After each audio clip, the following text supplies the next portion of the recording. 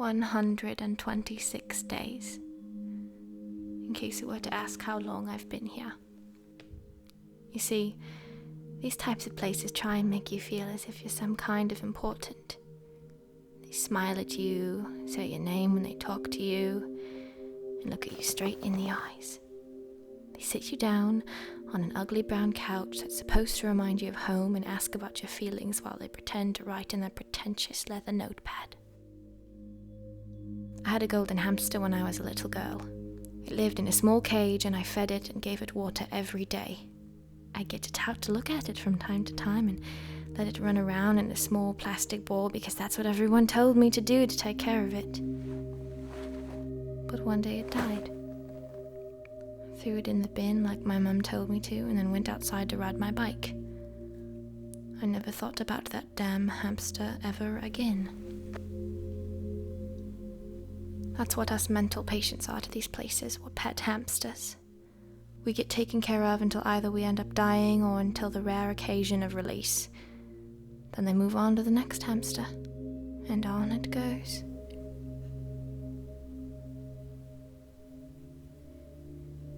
I used to hear stories in school of hamsters running away a lot. But maybe that's just a dumb lie that mums tell their kids rather than face the catastrophic position of telling their overly sensitive kid that their fucking beloved hamster died. I'm going to escape. 6 vicious numbers that have cycled through my head every night simply because they never actually get to the point of leaving my head and making it onto the keypad. Except, I can only make the assumption that most hamsters take the first damn chance they get to crawl outside into that terrifying mass of the outside world. The world that will ultimately end up killing them unbeknownst to their knowledge. A death due to getting crushed by a shoe or by drowning to death in the toilet bowl. But they never care. They don't think about not being able to turn around and crawl back in their warm cage.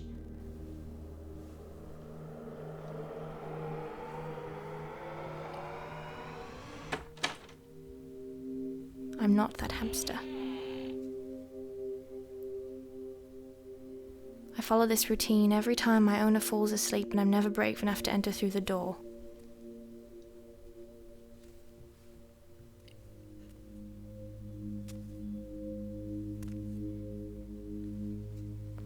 My cage door is left wide open and the outside world sits there smoking a cigarette, staring at me right in the fucking face.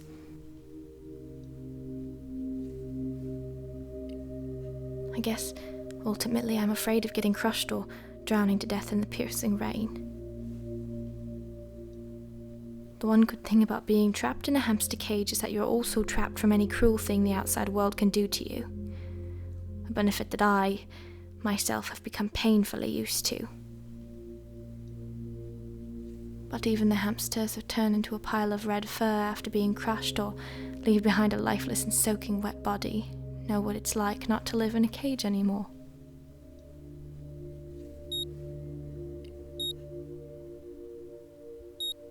Even for a few measly minutes. And that is something that I, too, am desperately seeking to feel. Even for a few measly minutes.